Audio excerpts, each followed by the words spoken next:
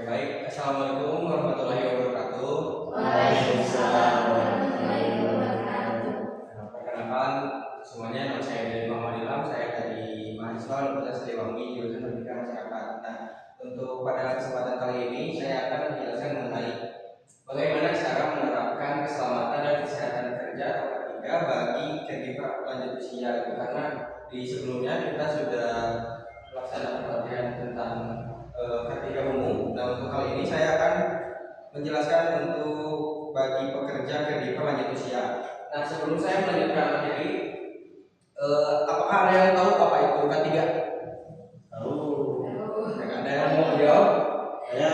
Boleh, silakan. Keselamatan dan kesehatan kerja. Ya. Oke, itu untuk singkatannya ya. Nah, untuk definisi lengkapnya ada yang tahu?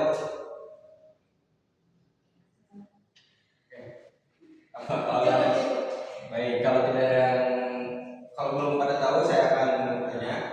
K3 atau keselamatan dan kesehatan kerja itu adalah segala kegiatan yang bertujuan untuk menjamin dan melindungi keselamatan serta kesehatan tenaga kerja, serta mencegah terjadinya kecelakaan kerja dan penyakit akibat kerja. Nah, K3 ini juga mencakup upaya antisipasi, pengenalan, evaluasi, dan pengendalian bahaya di tempat kerja yang dapat mempengaruhi kesehatan, keselamatan, dan kesejahteraan lainnya.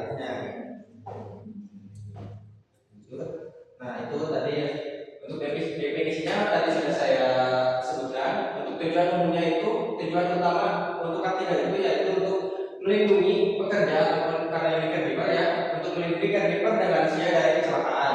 Nah, untuk melindunginya itu apa? Untuk mencegah penyakit akibat kerja dan cedera. Nah, setelah saya menyebutkan tentang cara melindungi atau cara mencegah penyakit atau apapun itu, ada yang tahu nggak bahaya umum di pekerjaan caregiver gitu?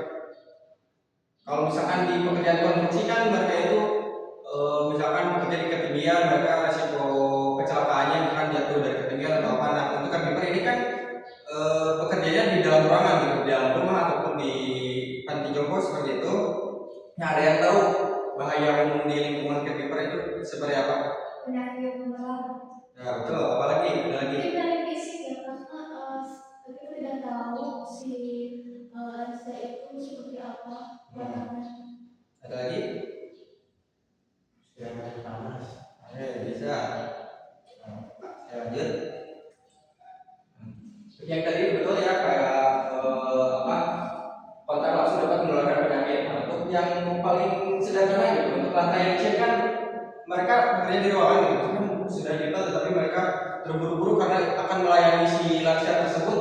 Akhirnya mereka terjatuh gitu, terpeleset, juga misalkan amit-amitnya terkena tulang belakangnya patah atau apa gitu kan untuk lantai licin.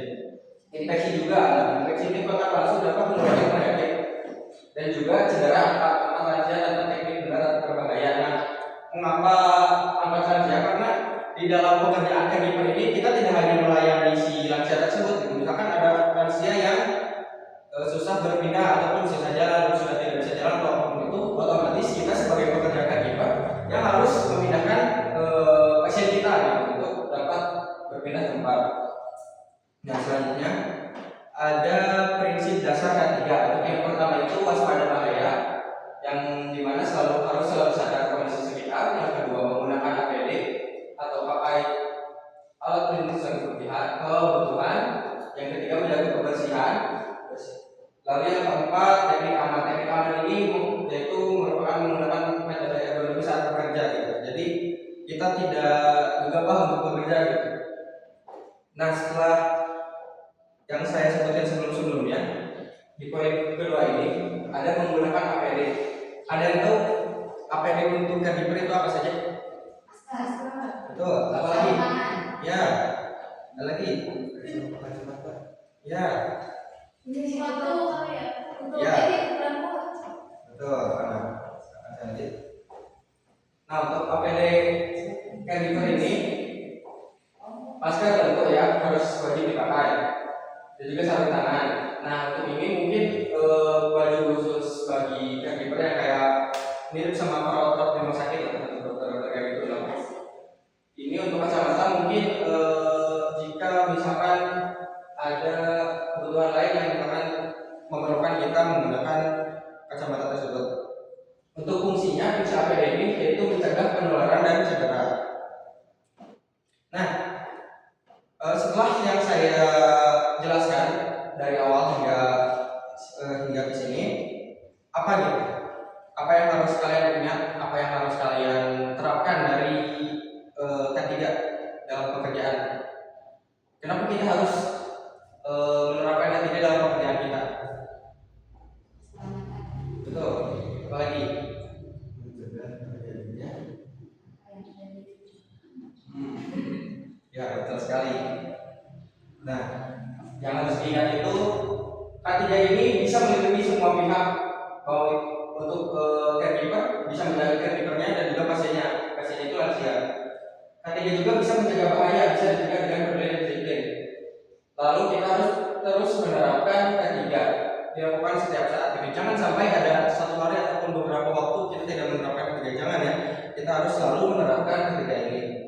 Nah, mungkin untuk yang dapat saya sampaikan itu cukup sekian. Nah, sebelum saya tutup, mungkin saya akan memberikan soal evaluasi kepada kalian tentang apa saja yang sudah saya terangkan di sebelumnya. Untuk soalnya ini hanya soal pilihan ganda berjumlah 5 nomor. Setelah ini saya akan membagikan kertas jawaban. Mungkin nanti kalian perlu menjawab abjadnya saja ya. Saya berikan dulu.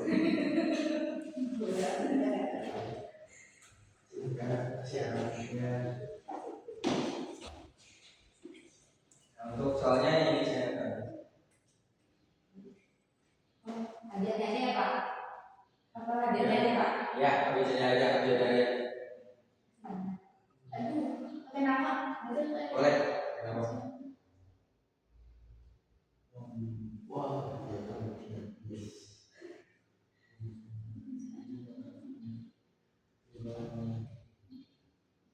Wah berat.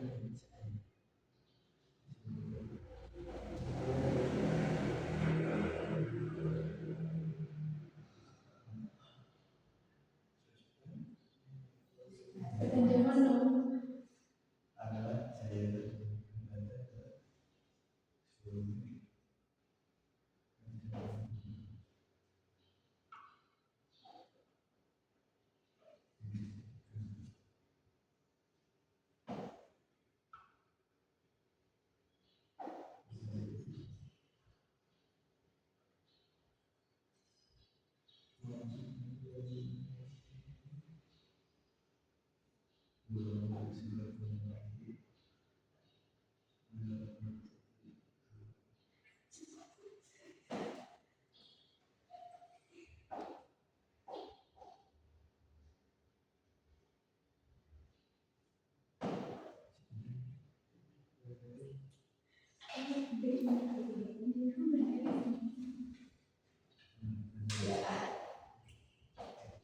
Sudah semua?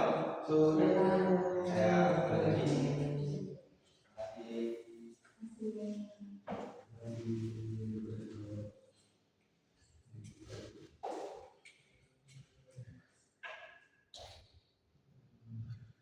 Oke, baik, mungkin hanya sekian yang dapat saya sampaikan. Semoga apa yang sudah saya sampaikan tersebut bermanfaat bagi kalian semua yang ingin bekerja di Kreditur dan Indonesia.